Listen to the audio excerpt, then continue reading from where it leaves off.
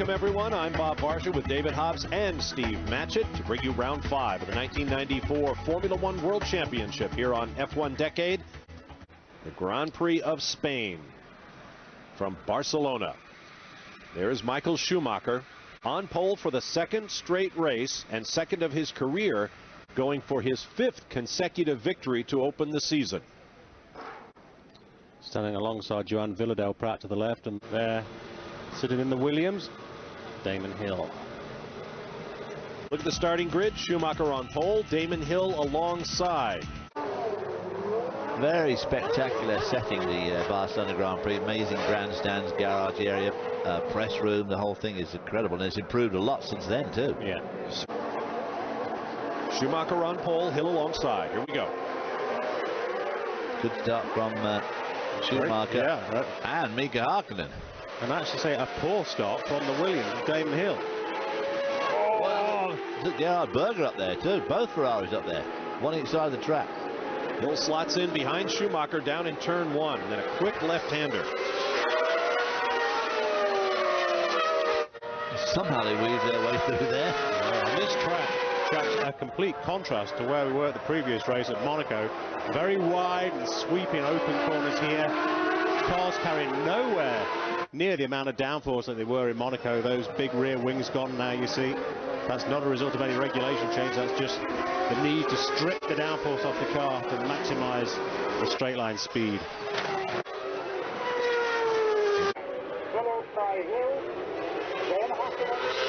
Schumacher drawing away from Hill and Hakkinen.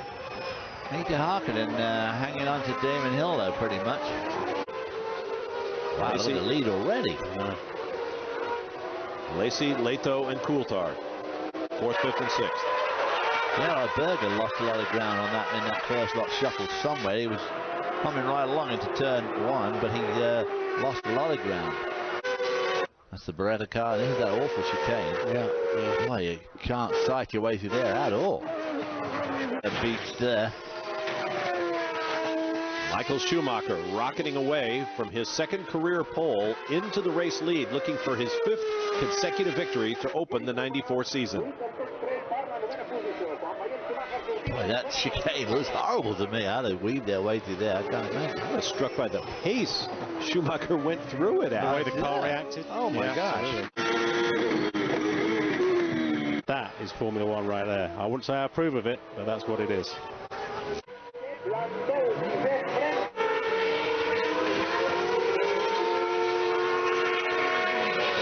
There's our race leader, Michael Schumacher. He's struggling a little bit at that point. Going very quickly. It is to the lead. Yeah, still wearing a race shirt. Remember, he started the race season covering for JJ Leto. Now, Schumacher's transmission stuck in 5th gear at this point. The guys deciding to come in. We need to refuel the car, but remember, at this point, the car is stuck in 5th gear. Now, we were all thinking, how is he going to be able to drive out of the pits in 5th gear? This from this point on, just a slight hesitation. You heard the engine note very low down, trying to pull away. From now on until the end of the race, bear this in mind, that car is stuck in 5th gear. And look how it compromises acceleration too. Johnny Herbert came in behind him at all, but of course, unfortunately, when he got up to speed, Johnny Herbert still couldn't quite take advantage of it because he couldn't overtake him in pit lane there or cross that white line. It was one of the very rare mechanical failures on the B194's transmission. It was a hydraulic problem. Michael radioed in, said he's stuck in 5th gear. What should we do? The team announced that we couldn't do anything, Michael. You carry on if you think you can race the car safely. Michael said, do we need to pit for fuel? Yes, you need to pit for fuel. Quite remarkable. What you're about to see is one of the great drives in Formula One history. And of course, Michael Schumacher was subsequently have another incredible drive here in the pouring rain. There is Michael Schumacher, race leader, but his Benetton Ford is stuck in 5th gear. And looming up behind him, as you look at David Coulthard there, Schumacher with Mika Hakkinen in the red and white McLaren about to go by for the race lead. It's important to remember at this point that Michael Schumacher in 5th gear, and only that one gear, is still leading the Grand Prix at this point. Well, until Hakkinen got him right there. Right there, yeah. But I mean, those corners there are all corners where you need multiple gear changes. You know, third, fourth, fifth, back to third again. Listen to the sound of the engine.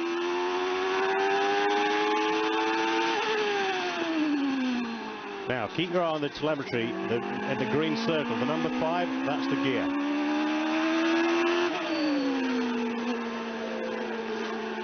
Look how low the revs are going.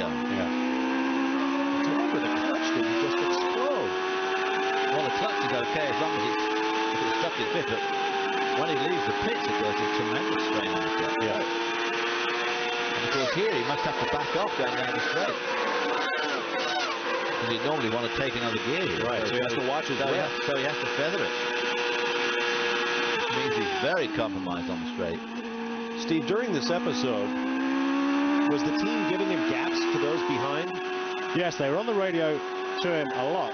How Michael was coping with this afterwards, he explained to the team that with his experience in sports car days, running with the Mercedes Group C cars and having to figure out how to conserve fuel, Schumacher got a lot of experience of trying different racing lines around the circuit to reduce fuel consumption to the absolute minimum. We looked at the telemetry after the race, and sure enough, as a byproduct of Schumacher trying these different racing lines, the fuel economy actually did improve on the B194 around this track as a result of him trying different racing lines. And of course, he probably ran in the higher gears as much as possible to keep the revs down and, again, help with fuel consumption. Taking Schumacher for second, back on board the stricken B194. It was Group C. I was taking part in that just right around that time, and of course you had to try and stretch your fuel enormously, so you did take these funny lines, and obviously gear shifting was cut to a minimum.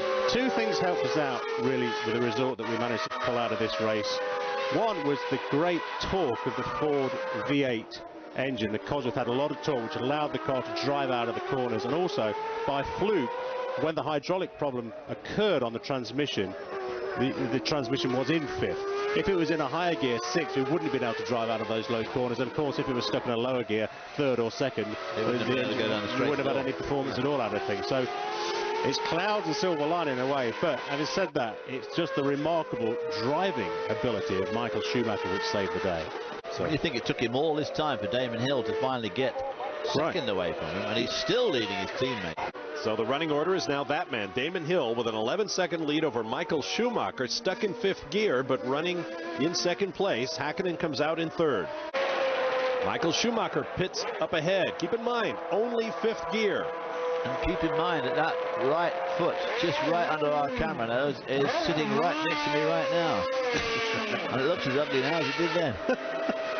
Thank you, Mr. Hobbs. Schumacher gets back out in front of Mika Hakkinen. So Damon Hill takes over the race lead. Schumacher is 2nd, Hakkinen 3rd. There's Hill. Michael Schumacher, with his Benetton Ford stuck in 5th gear, is about to fall into the clutches of the entirely healthy McLaren Peugeot in the hands of future world champion Mika Hakkinen. Damon Hill is the race leader. There goes Schumacher, and here comes the Finn. That quick corner again. They look like rocks on the end of a piece of string when they come around there, don't they? It's just unbelievable. They do. They grip. I mean, you can't. The gap coming down to 2.9, but of course, like you said, a healthy. Whoa, healthy. Not spoke too soon. Spoke too soon. Did a mighty walk on him. Oh, there he goes. That's comprehensive. There's Schumacher. Coming around to put a lap on the Simtek. Hill and Schumacher with Martin Brundle a distant 3rd. We'll be back with more from Spain.